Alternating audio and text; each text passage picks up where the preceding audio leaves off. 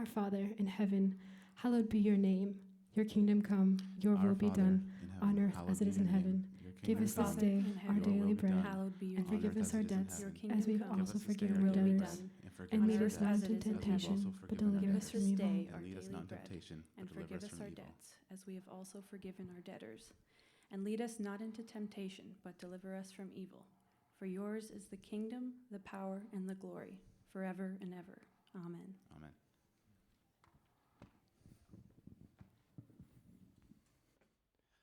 Well, good morning.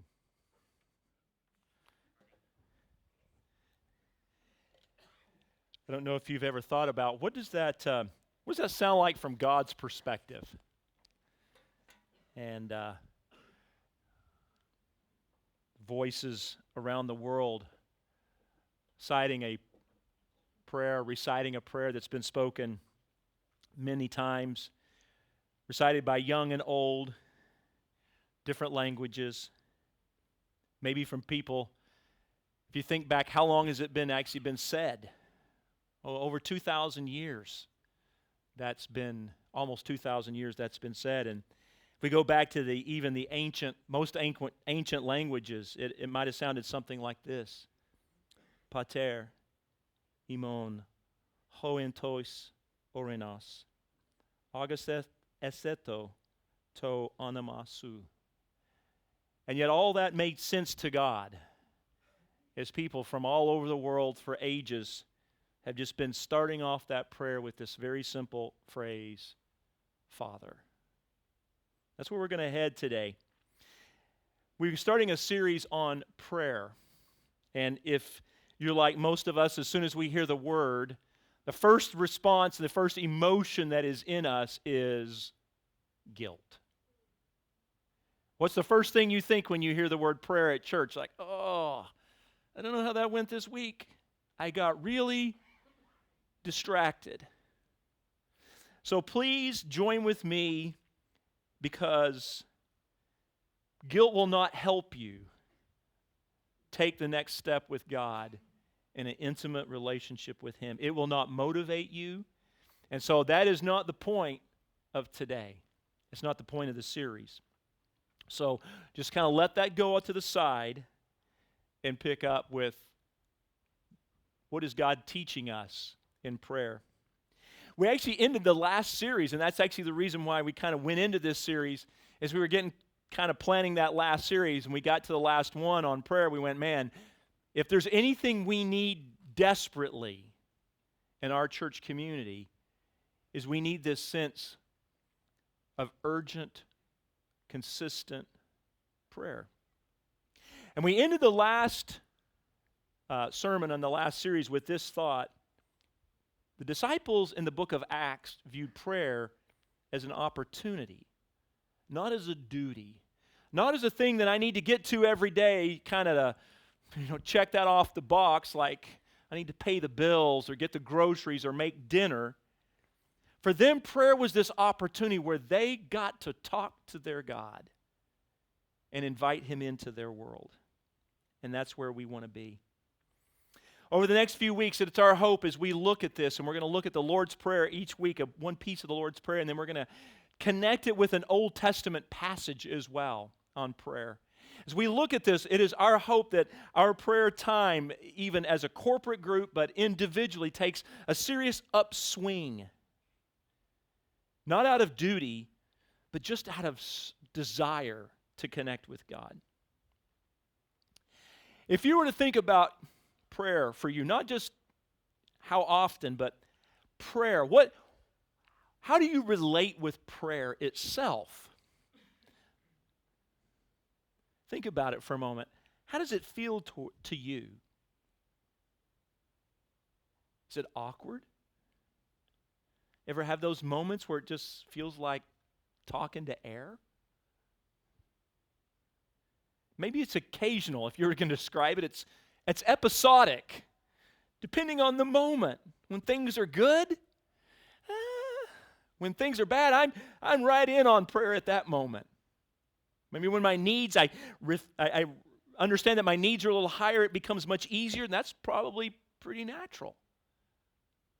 Maybe for you it's just unreflective habit. You've really never sat down and really thought through what's going on when we pray. Maybe for you, you would describe it by life-giving. It's really the part of your life that you look forward to the most. If that's you, we want to join you and get us there as a group, that's how we feel. I think many of us, when we hear the word prayer, there's this kind of longing. There's something deep within us that goes, I want that, but I struggle to find it. I struggle to get there. And yet there's this part of us that keeps trying even in the midst of that struggle. Because that we know deep within there is this desire to connect with God and to be known by God, to receive from God, to live life in connection with Him. And we know that this is the way we do it. And yet even in the book of Romans, the Bible describes prayer as mysterious. So if you're one of those individuals that you go, you know what, I haven't got this thing figured out. It feels kind of weird sometimes. I'm not sure what it does. I feel occasional, and sometimes I feel guilty because I seem to pray more when things are really rough and not when things are really good. Lay all that aside and go, God, I want to take these next steps with you in prayer. So I have a question to begin this off, and I want you to begin really reflect on your last week. This is really close for me today. I'm really feeling hemmed in here. Disney, welcome to the Lion King. That's the reason we're here today in this room. If you didn't understand that, they're showing the Lion King next door in just a minute. Sorry. I didn't share all that with you, did I? What did you think about the most this last week? I want you to think that through. Don't say prayer, please. What did you think about the most? As you were going through day to day, what concerns were most prominent in your thought process? Kind of roll the tape back of your week. And what was it? It was interesting. I was studying for this, and just, of course, I love to Google questions like this.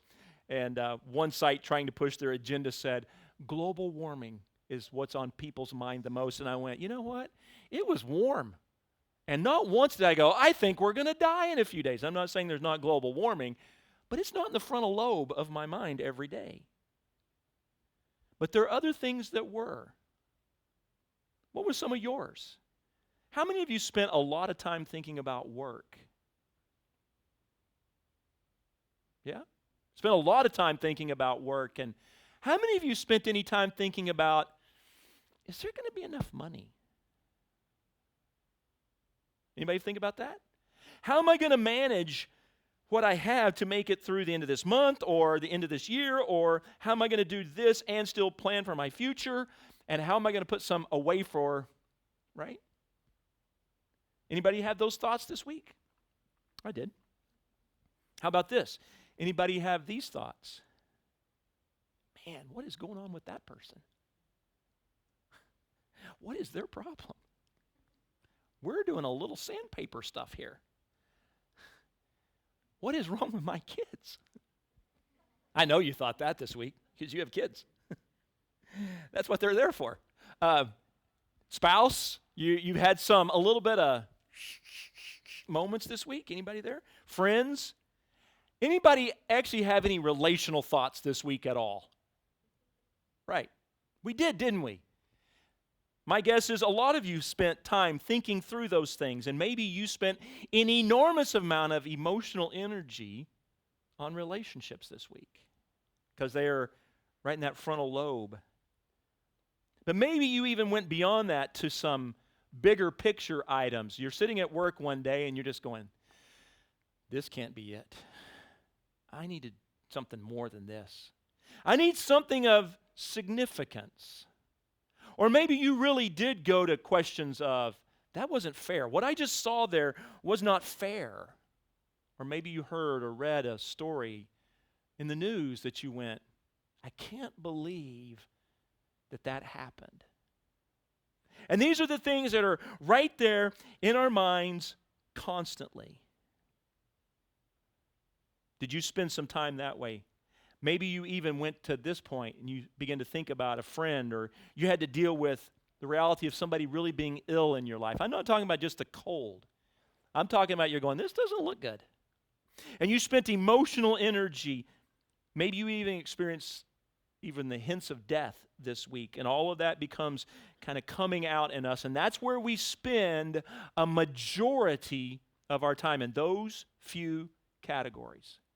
That's where we would spend most of our time. And maybe you've even gotten to the point where I actually am struggling with all the pain around me. I actually told somebody, I don't know how many more funerals I can do. God, give me grace to do the next one well. But there's been a lot. This ongoing pain. How many of you have actually stopped watching the news because you can't take any more global suffering? With me? You listen to it and you just go, seriously? God, do something. Because we feel inept, weak. We can't do anything. I want to read a quote from a writer. His name is N.T. Wright. If you've studied theology, you might have read some of his stuff before. He wrote this about this topic in the Lord's Prayer. He wrote this: the temptation then is to switch off the news, to shut out the pain of the world, to create then a painless world for ourselves. A good deal of our contemporary culture is designed to do exactly that. No wonder people find it hard to pray. I want you to wrestle around with this with me just for a moment, because I like to wrestle around with the question, why do I struggle to pray? And I think there's a multitude of reasons. But one of the reasons that N.T. Wright points out, and I think rightly so, is much like switching off the TV. I just don't want to get involved in the suffering. See, because that's the problem with prayer. It's one of the problems with prayer. Prayer washes away the illusions of our entertainment world. Give me one more easy, happy ending where the couple get together at the end and it's happily ever after. No, it's not. They're going to wake up 2 weeks and they still got to pay the bills, right? There's not going to be enough money. And yet they never show that in the TV show, do they? No, it's always the upper middle class family that's not got an economic problem in the world. But that's not reality, is it? And prayer shakes us from that entertainment culture that we spend a good bit of our time in and takes us into suffering and pain. And maybe some of us are struggling with prayer because we really don't want to go there very often. And yet that's exactly where the Lord's Prayer takes us.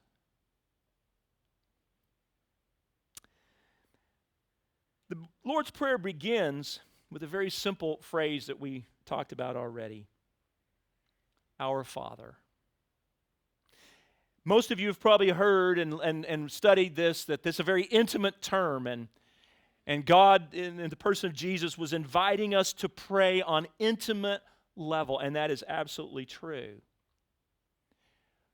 But it's also true that this wasn't the first time that prayer had that kind of name to it, or that kind of calling to it. Matter of fact, there are Old Testament roots to this, our Father. If we go back, we go to Exodus chapter 4, verse 22, all the way back to almost the very beginning of the Old Testament, 1,500 years before Jesus. Here's what it says. Then you shall say to Pharaoh, thus saith the Lord, Israel is my firstborn son. And I say to you, let my son go so that he may serve me. This is kind of the first moment where the group Israel is called the son. And if you can kind of remember this story, if you know it from in your mind, you know this story. Moses is standing before Pharaoh, and they've been slaves, and the slaves, Israel, have been calling out to God in their suffering, pleading with God to release them and rescue them from Egyptian bondage. And God responds with this very unique phrase. These are my sons. These are my daughters. Let them go. Release them so that they can serve me. I want to ask you, what was on the minds of these slaves as they were praying? God, where are you? I can tell you what was on their minds. Their minds were on their jobs, their work. Was there going to be enough food? On their relationships, their purpose in life. Were they just designed to be slaves, or were there more in their life? Minds were on their family. Their minds were on justice and hope. Just where ours are day to day. And in this moment, God steps in and hears their pleas and initiates this relationship of father and children, and He rescues them. And if you begin to trace this all the way through the Old Testament, that's what we're going to do over the next few weeks. You can trace this to David. Years later, about 1,000 years later, 1 Chronicles 29, verse 10. And here's what David said. Therefore David blessed the Lord before all the congregation. And David said, Blessed be thou, Lord God of Israel, our Father, forever and ever. And we kind of get to how the story's going. The children of Israel had been released and rescued, but never really fully lived in that sonship relationship that God was offering. And in David, we get kind of the pinnacle in the Old Testament of people living at as close as they could in the Old Testament to being God's people. There wasn't war, at least not that had captured them. They were subjecting the people around them. People were paying them taxes. There was lots of food. There was lots of money. There wasn't hunger in the truest sense in the ancient world. And in that moment, David is actually able to say, Our Father forever and ever. This is great. This is the way it's supposed to be. And David's life leads to his son Solomon, who prays the longest prayer I could find in the Old Testament. It's long. And we're not going to read it all today, but in 1 Kings chapter 8, we get the beginning of this prayer. He says this, And now, God of Israel, let your word that you promised to your servant David, my father, come true. And we begin to get the hint of this intimacy that Solomon understood between David and God, this unique relationship that they had. And we begin to understand part of what is meant in our Father. And what Solomon does in this whole passage is he begins to call on Father and the promises that He has made. I want you to think that through. Father's not just an address. Wake up, Dad. Father is a relationship that Solomon drills into and says, remember the promises you made, Dad. It's much like the little child who will not forget that you said we were going to go get ice cream on the way home. And they're not going to let you forget. They will forget everything else you have ever said as a parent. But they will be relentless. Daddy, are we getting ice cream? Daddy, you said we were... Daddy, do you remember that you said on the way home we were going to get ice cream? Daddy, do you remember? Anybody have kids like that? Every kid is like that. And that's what we're supposed to be like. Daddy, do you remember? Do you remember what you said? Do you remember the promises that you made as my Father?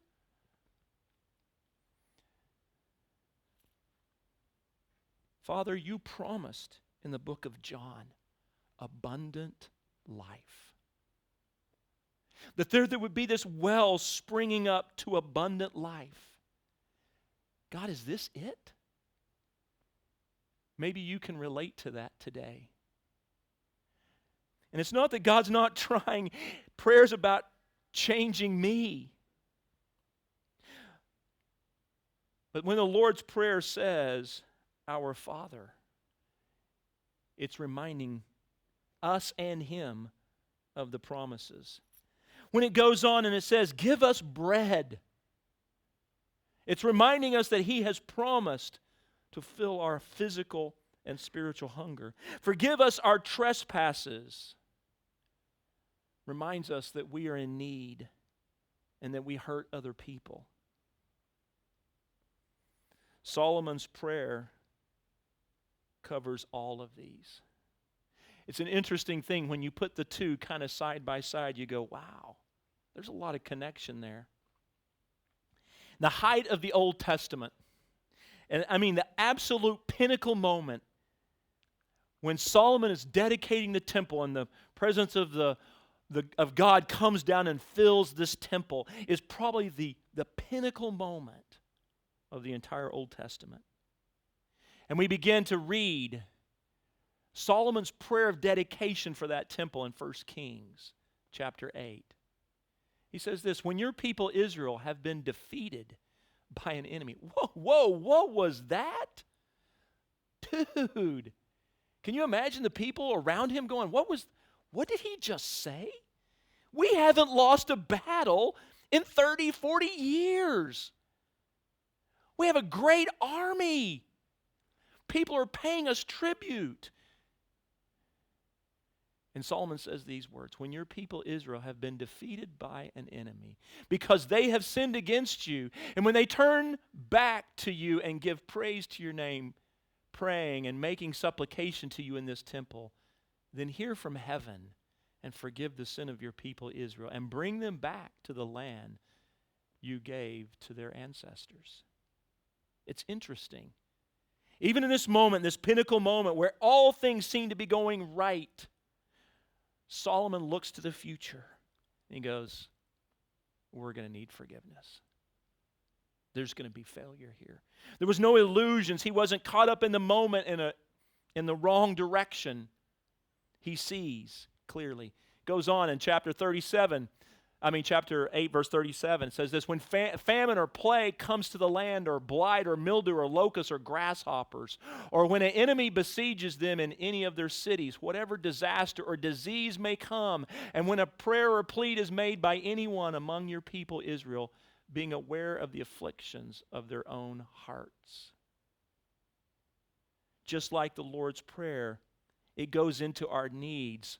Even though they were in a moment of great wealth, Solomon knew another moment would come sometime of famine or disease or hunger or even health issues, and that they would need to pray, and that this temple would need to be the place where God would hear their pleas.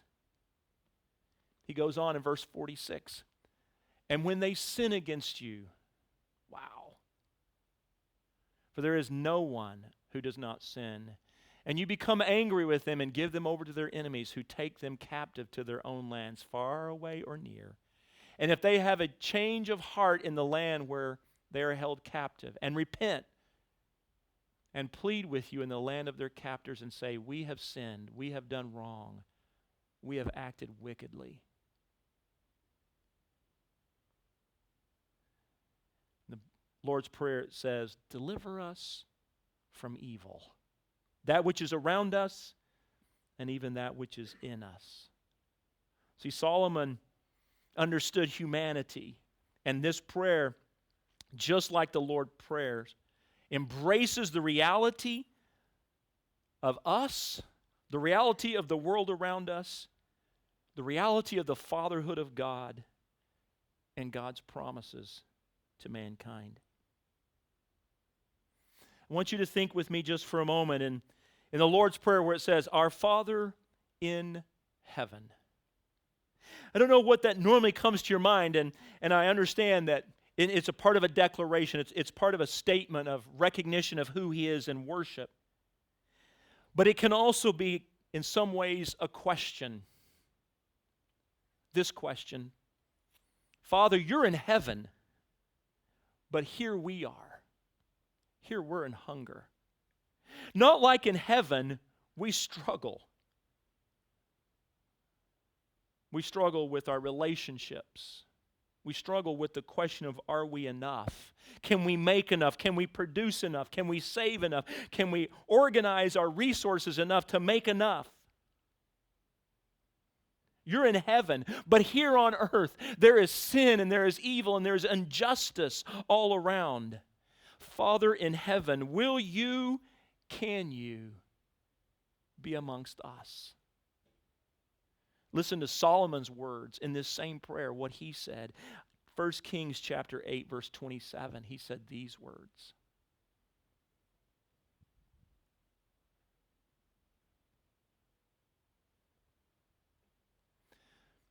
But will God really dwell on earth? Remember, he's dedicating a temple. It's a great question. Can God really be here? He wasn't sure. The heavens, even the highest heavens, cannot contain you. How much less this temple I have built? Yet, give attention to your servant's prayer and his plea for mercy, Lord my God. Hear the cry and the prayer that your servant is praying in your presence this day. When we pray, our Father who art in heaven, we're asking questions. God, do you get wrapped up in the mess of our lives? Are you there for us in our needs, our relationship, and even in the evil around us? And if you've ever had that moment where you're praying, God, where are you? You're right in the middle of the Lord's Prayer. A great place to be. In that same statement, though, Solomon expresses hope. Hear our plea and be merciful. The Father that keeps his promises. Over the next few weeks, we're going to tear into each layer of the Lord's Prayer. We're also going to trace through this same prayer that Solomon just prayed over generations and hopefully grow in our prayer.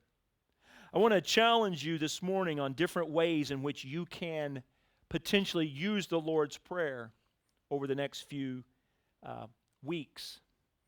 And if you don't know it by reciting it, this would be a great time to learn the Lord's Prayer. And if you do, different ways that you can actually incorporate it into your private time. One of the ways, and probably the most common way that it's used, is it's really a pattern. It's set up as a pattern for prayer, in that each little line can be expanded upon in your prayers. Let me just some examples. Our Father in heaven, hallowed be your name, is a time of worship. It's a time to present myself to God and reflect upon his strength and his goodness and his greatness, that he keeps his promises, as we've talked about today. The second line, your kingdom come, your will be done on earth as it is in heaven, is a wonderful part of every prayer. God, I want to submit my desires to yours. I want to bring my will into your will. And I want you to answer this not according to what I pray, but according to what's best. The next line, give us this day our daily bread. God, we have needs. We are not self-sufficient individuals. I don't know how to take what I do and make enough for everything that I seem to need to do. I have health issues. Fill in the blank. Or maybe you begin to embrace the needs of others that you see around you that are difficult. And you may want to push away and go, wait a minute, you know what, I think I'm just going to go do a binge watch of Office or something, because that'll be a lot funnier than praying for a friend who's struggling or someone in physical or financial need. Forgive us our debts, as we have also forgiven our debtors. God, we need to deal with my sin and the sins and the relationships of the people around me. Lead us not into temptation, but deliver us from evil. God, I want to root this out of my life, the part that I can control. I want to root that out. God, let me see what needs to be changed within me. This may be a pattern for your prayer life, and that's one way to embrace the Lord's Prayer. You could take each one of those and expand it for a week and just deal with each one for a week and really stretch it out if you wanted to. I want to encourage you to do that. But I also want to encourage you in another way. And the worship team's going to come and they're going to lead us in one more piece of worship. But before they do, before they lead us in worship, I want you to think about another way of potentially allowing the Lord's Prayer to speak to you. And that is just hearing it over and over again. In a calm, quiet space, either saying it to yourself or listening to it being repeated. And allowing these words of Jesus that have been teaching us to pray to draw us into God's presence. To reject that temptation to flee suffering and reality. But instead to push into it, because when we do, we will actually find a loving, gracious, merciful God who will actually answer some of those questions that we have in life. Because they're still there. We may push them off to the side and ignore them for a while, but they keep coming back up over and over again. They're nagging questions. And that's what we want to do today in just a moment. The Lord's Prayer doesn't pretend that pain and hunger aren't real. This prayer doesn't use the greatness and majesty of God to belittle the human plight. This prayer starts by addressing God intimately and lovingly as Father, and by bowing before His greatness and majesty, inviting Him to remember His promises and the ones crying for mercy. We have a video we're going to show.